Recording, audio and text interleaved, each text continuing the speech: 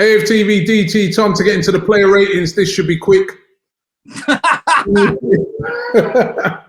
Should we just give a blanket score and go home or something? I mean, bloody hell. It wasn't great, was it? It wasn't a great game, but an away goal in Europe is nothing to be sniffed at. Counts too. Means that, listen, if we keep a clean sheet in the next game, we're through. That's what it is, isn't it? I'm just disappointed, man. I am. I feel like we've lost, Robbie. And I know people will be like, look, give it a couple of hours, and I'll probably look at it, with a fresher pair of eyes, and I'll go, all right, look, we move, we go on. It's not the end of the world sort of thing. But right now, I just feel like that's a defeat. I genuinely do, because they were there for the taking.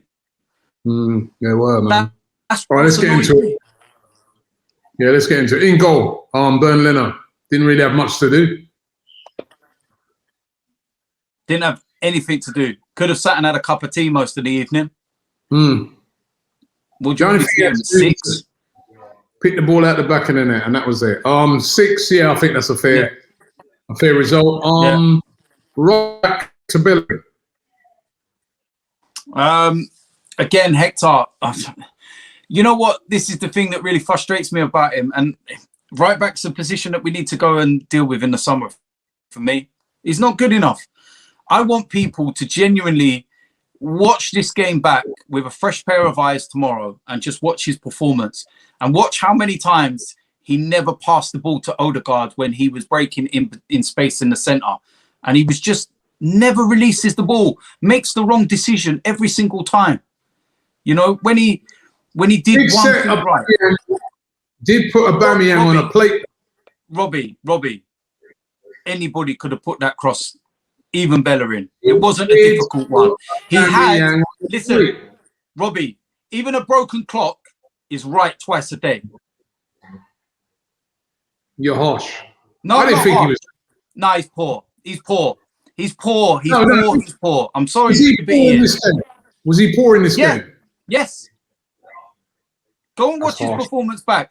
I beg you, if you've got the willpower to even watch this 90 minutes again. No, I don't. Again. No, I won't be watching it again. Watch it and watch Bellerin, please. No. All right, give me your rating, because I ain't watching it back. I'm going to get somebody. There will be somebody out there. There will be somebody out there watching this that will be able to cut all of Bellerin's bits together and piece it, and then we will send it to you. Not good enough for me. 5. 5. Okay. On the other wing, Cedric. He did have an assist. He had an assist. Yeah, he had an assist. That was the only thing he did do all game. I don't want to see him at left back anymore. Tierney's fit. Tierney plays. And he looked rusty as well when he come on. But I want to see Cedric on that right-hand side, because the one thing you do get from him when he's in that final third is 9 times out of 10, the ball is good. It's dangerous. I mean, it was a good ball for Saka. Yeah, it was great. Yeah, it was. And like I said to you, this is the issue. When Cedric gets into the final third, I watch it, and like when he gets into that area, I have a part of me feels like something's going to happen. He's going to at least make it dangerous. Do you know what I mean? But when Bellerin gets in an attacking third, I'm like, oh, great. What's he going to do? Hit the first man? Hit the ball boy? Who's what? I just don't understand it. I'm sorry. I'm sorry, but no. So 5 for Cedric as well. No, I'll give Cedric a 6 because he got an assist. Okay. David Luiz. Did he really have much to do? No. It was quite solid throughout, really, I thought. Yeah. Would you give him 6 as well? 5, 6? Yeah. 6. That's what I mean. 6. I'll give him a 6. I'll give him a 6. Gabriel. I thought he was the better out of the two. I thought he looked quite commanding.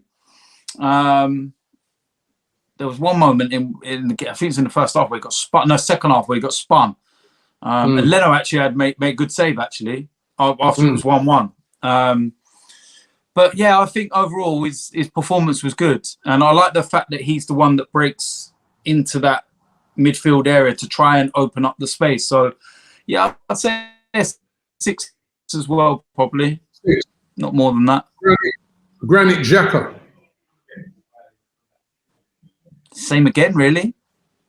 Just looks a little bit, what's the words? Like, I don't really want to say like his old self, because I think that's a bit harsh. No, I'll say it. Tonight he looked like the old Xhaka. Yeah. He makes a lot of mistakes and with bad, poor decision making. He did something just before halftime. Yeah, very poor. He took a cross-field pass, right? Yeah. You know, there's like about 20 seconds left on the clock. Put us under a lot of pressure. Danny Ceballos bailed us out. And you saw Ceballos afterwards going to him, yo, look at the time. You know what I mean? The game, the half's nearly finished. What are you doing? I thought my opinion was like, I thought he had a poor game. Slowed things up. You know, he's not been playing like that recently, to be fair to him. He's been moving. I know. Yeah. I know. I'd say a 5 as well, probably. Ceballos. Lively, but again, no real cutting edge. Again, I felt with him, like you said, very lively, got on the ball, tried, you know. Just again, sometimes a bit too many touches. Yeah. I just wanted to, you know, sometimes release it a bit quicker. You know what I mean? In a game like that where they've just got like literally there most of the game, everyone behind the ball's got to be released a bit quicker. But I thought he was, you know, he was the better of the two. Guilty of that. They were all guilty of that, Robbie. Too much. The whole team were guilty of that. Yeah. Too many touches. And I actually think that, I'll tell you something, I didn't see what the actual statistic was, but I dread to think how many times we were offside tonight. Oh. That was horrendous. And again, you made the point when we spoke at half time that came a lot of times from releasing the ball so slowly. Yeah, because the players were making a run. Yeah, team are playing a high line. You've got a high line to beat that high line. Quick, release the ball quick. Get your pacey players in behind. Yeah. But what are you giving him? I'd say a 6 as well. Okay, Odegaard.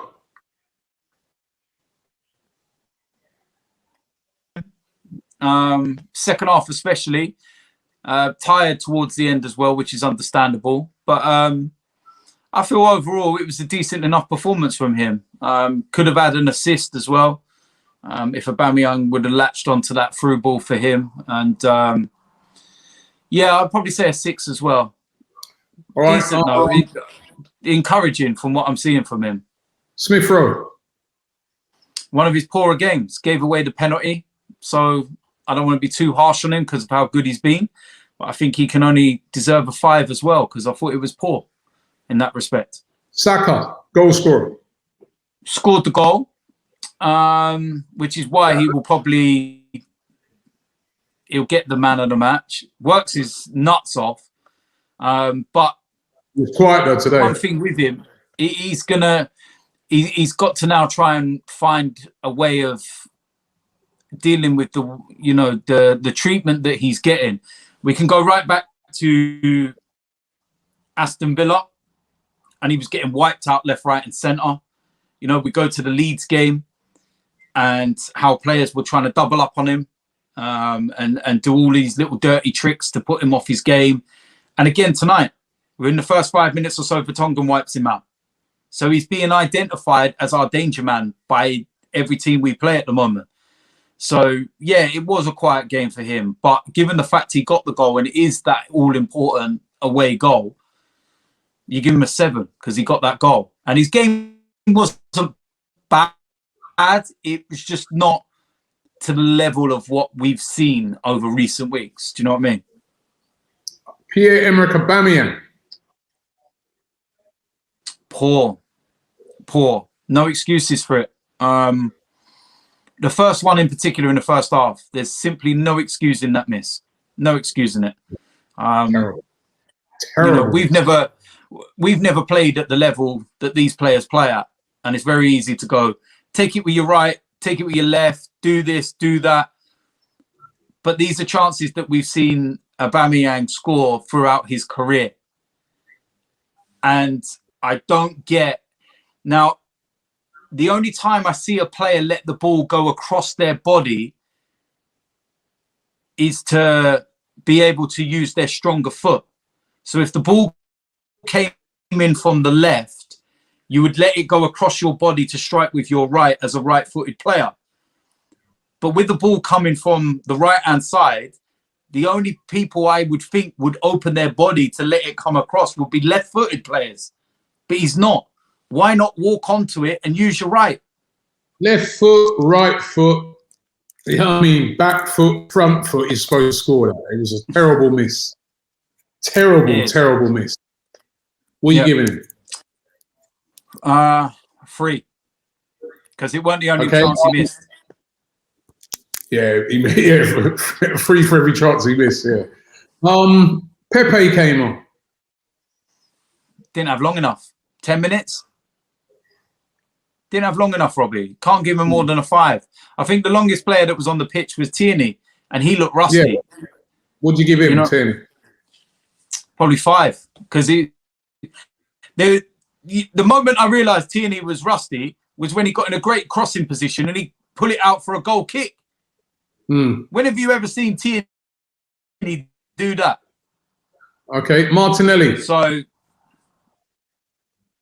again, same as Pepe, 10 minutes.